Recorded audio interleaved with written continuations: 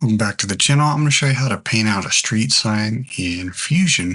Here's the paint out, and here's the original. So let's show you how we did it. Take this clip over to Fusion, and here's our node tree. Here's our media in, and I just put a merge. We have our media out, and everything else happens right into this merge. First thing I did was grab a Planar Tracker. Now with the Planar Tracker, I'm going to feed our media out back into it here. So it's adding a copy. Get your tracker and you trace around the object. Doesn't have to be perfect. And then from there, we pick our set frame. Here I started out in frame 75. So if we go to our reference frame, I started here. You can see that's where these keyframes start. And I left everything in default and just tracked it forward. And as we play, you can see it just sort of locked on to the details of the street sign. From there, I hit Create Planar Transform. And then that makes a separate planar transform, which is right here. So I'm going to take the output of media. We don't need the tracker anymore, so I kind of move that to the side. And the planar transform basically tells all of these things what to do as far as movement goes. So now, to mask out the street sign, I took a background.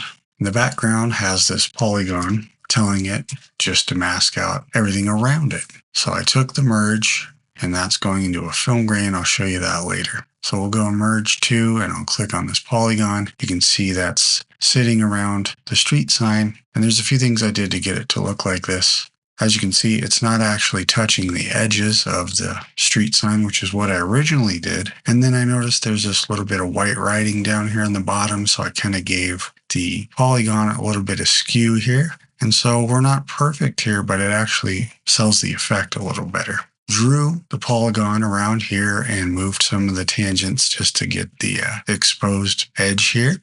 And if we kind of go back and forth here, there's original and here's after. I did add some film grain just to kind of dirty it up a little bit. So I went around here and just traced around that outline just before it hits the edge. Nothing else is going on in here, so no inversion or any resizing. I did give it a little bit of a soft edge, and that's just to help blend it. So if we have the highlight here, you can see the soft edge if we're just on alpha. Let me go to background. There you can see a little bit of that soft edge there. So the background is getting masked by the polygon, and then that merges basically into our media one. Merge interrupts the flow and brings this in. Essentially, I needed to put text in over top of the polygon. So I put another merge in right here and just added some text. So for the text, what I did was I had my split screen on. And if we put our media in down below, I actually took our text and went over to our color here, chose the picker, and just selected some of the pixels inside the original sign. And what else to make that really look good? I had to move it around to get the angle of the sign properly. So there is quite a bit of a transform going on, a little bit of shearing, and I did some centering and some offsetting, a little bit of perspective, a little bit of Z-axis. So all that just to get the words to line up about where it should have. Once I got that going, I merged that in over the background. And if we shut the film grain off, it just looked a little too clean. So here's our output again. And if we sort of do a before after, I thought it looked a little bit too nice. So I added a film grain here, and you can just search that up under the tools here. I have the effects open, and under tools, I just searched grain, grabbed film grain. And for that, it's just going in between all of this before the planar transform, and I just adjusted it to taste. And then all that merges in from the media one in. So everything's gonna merge in over top and then to the media out. And then we end up having this for an output. So let's go ahead and do a little before after. Here's before, and here's after. And if we zoom in, we can kind of just do a quick little before after. fairly convincing. I could probably tone down the film grain just a bit more.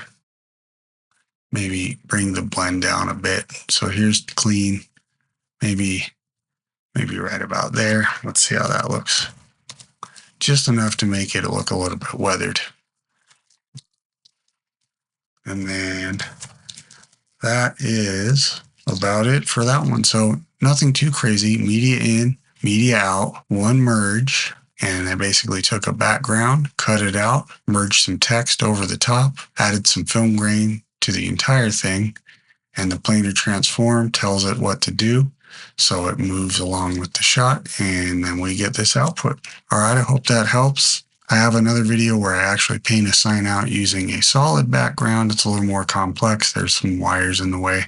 I will add that. If you guys want me to, just leave a comment down below and I'll put a video out of that as well. All right, thanks for watching. I'll see you guys on the next one.